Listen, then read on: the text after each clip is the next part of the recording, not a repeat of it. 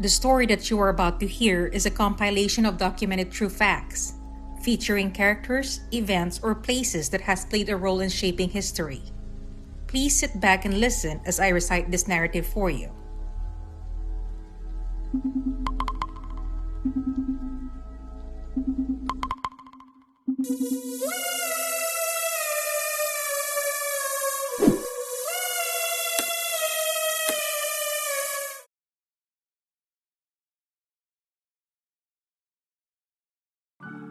In the early 1900s, 19-year-old Benjamin Evangelista was one of the many immigrants that left their countries for better opportunities in America. He left Italy and arrived in America in 1904. He then changed his name to Benny Evangelist and worked as a carpenter. He invested his savings in real estate, soon emerging as a prosperous realtor and landlord. On the side, he supplemented his income by the sale of herbs, hexes, and spiritual remedies, performing chants, dances, and animal sacrifices for paying customers for the purpose of either curses or cures. But he hadn't started out in America as a Detroit hexman. He had originally settled in Philadelphia with his brother Antonio. But the two had a falling out. Antonio, by his own accounts, disowned Benjamin when he began having mystic visions of a very non-Catholic nature and sent him on to York, Pennsylvania, and a job on railroad construction crew. Benny's best friend in York, another immigrant from Naples, was a man named Aurelius Angelino. The two of them began to dabble in the occult. Something snapped in Angelino, and in 1919, he attacked his family with an axe and killed two of his children. He was sent to a prison for the criminally insane, and Benny, unsettled by what had occurred, moved to Detroit. Benny went to work as a carpenter, began to dabble in real estate, and got married. Settled comfortably into his new life in a home on St. Aubin Street in Detroit, Michigan, he returned to his interest in the occult. Benny began performing psychic healings on those who paid his fees, which went as high as $10. Back then, this was the equivalent of 2 days' pay on the assembly line.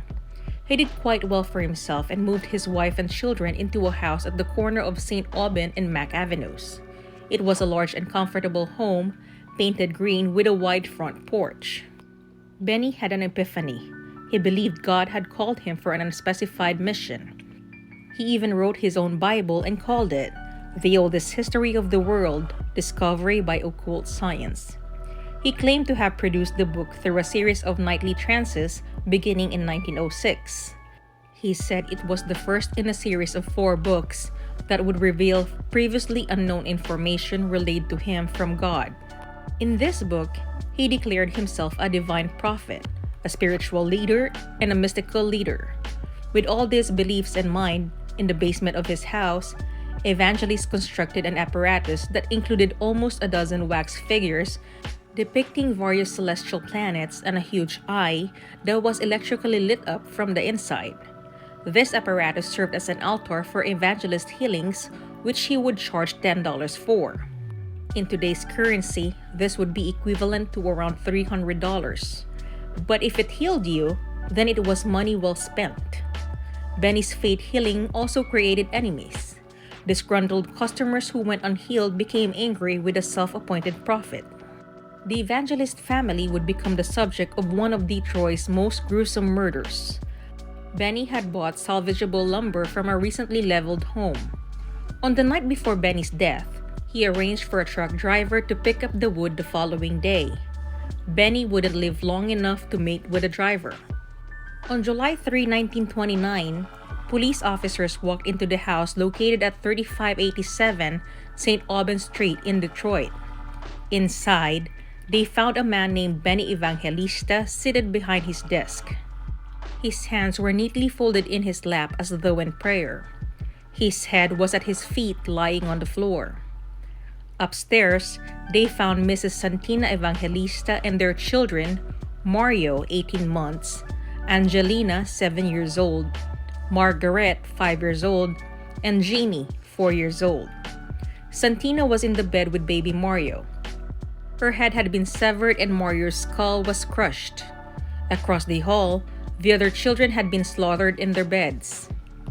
A man named Vincent Elias had come to Benny's home on July 3 at about 10:30 a.m. to discuss a real estate deal. He had been the one who discovered the bodies and alerted the police. Nearly the entire Detroit Homicide Division was dispatched immediately to the crime scene.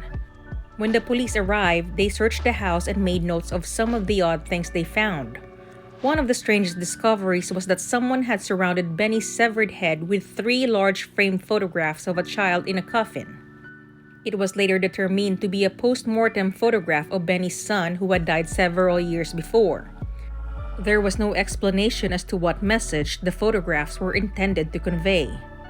The police believed someone killed the entire family for money since they found none in the home. One of the most troubling aspects is the truck driver who never showed up to meet Benny. One might think he would show up if he knew Benny carried cash. Did the driver somehow knew Benny wouldn't arrive? There are many theories about the murders. The police used what few clues they had to pursue 3 very different theories. One of them revolved around several notes found in the home that suggested Benny had once been threatened by the Black Hand, a criminal group that preyed on wealthy Italian immigrants.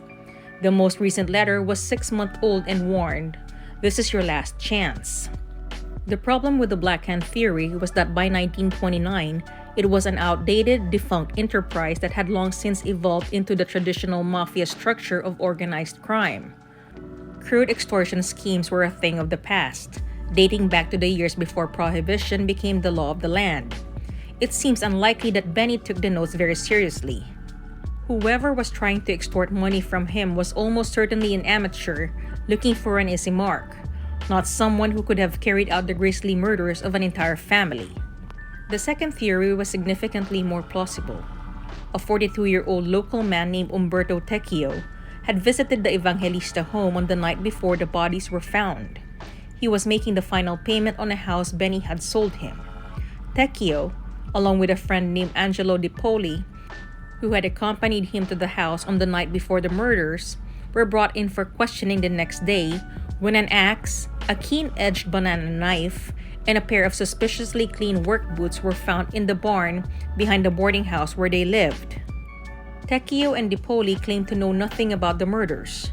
They both stated that nothing unusual had happened during the visit and that they had gone out drinking after dropping off the last payment on Tecchio's home to Evangelista. But the newspapers, largely thanks to prejudice against Italian immigrants, cast suspicion on Tecchio.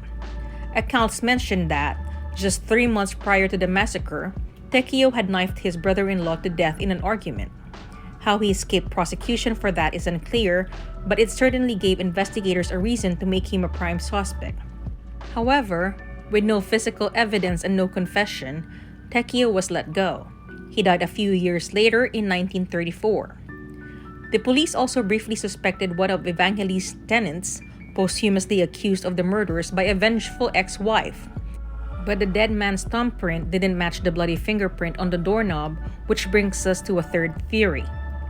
In 1923, Benny's old friend, Aurelius Angelino, who murdered 2 of his children with an axe, escaped from the Pennsylvania prison for the criminally insane where he was incarcerated and was never seen again. Had Angelino somehow made his way to Detroit, where his old friend had set up his eerie basement room? It is certainly possible, but was there any proof of this? The Detroit police seem to have invested more of their time in the pursuit of Umberto Tecchio, but looking back after more than 80 years, the nature of the crime itself seems the most damning evidence against Aurelius Angelino. The murders seem to most closely match the crime Angelino committed back in York, and it's not hard to imagine him slowly making his way west to Detroit and finally track down his old partner in voodooism, the code word for occult activities that the police and newspapers used in those days. Upon arriving at the door of the now prosperous Evangelista, isn't it possible that Angelino thought back over the horrors of the previous 9 years and felt rage boil up inside of him?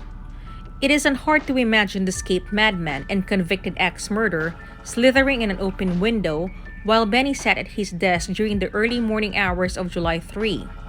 And once inside the house, how difficult would it have been for him to murder the family of the man who had left him behind in York to rot in the insane asylum, While he practices magic and grew fat off selling spells and potions, it's not hard to imagine at all. And yet, after Angelino escaped from the state of Pennsylvania's custody in 1923, no record of his existence, whether in Detroit or anywhere else, can be found.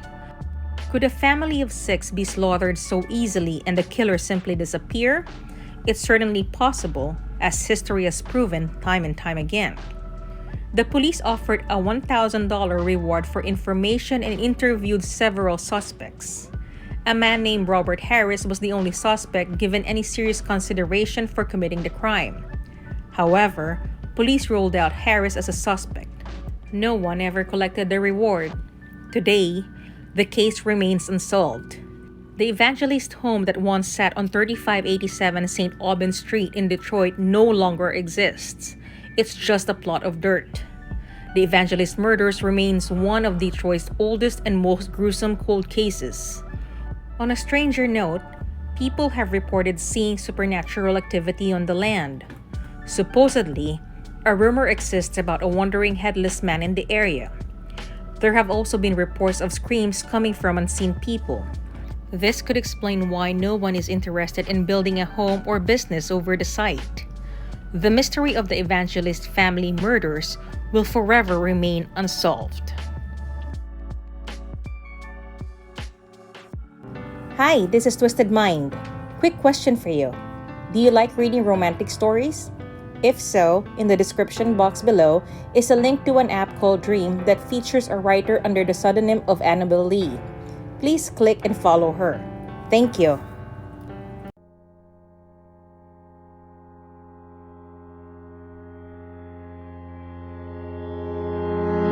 Hey everyone! I just wanted to express how grateful I am that you took the time to listen to my narration. Hopefully you enjoyed it. I am Twisted Mind and please enjoy the rest of your day. Salamat!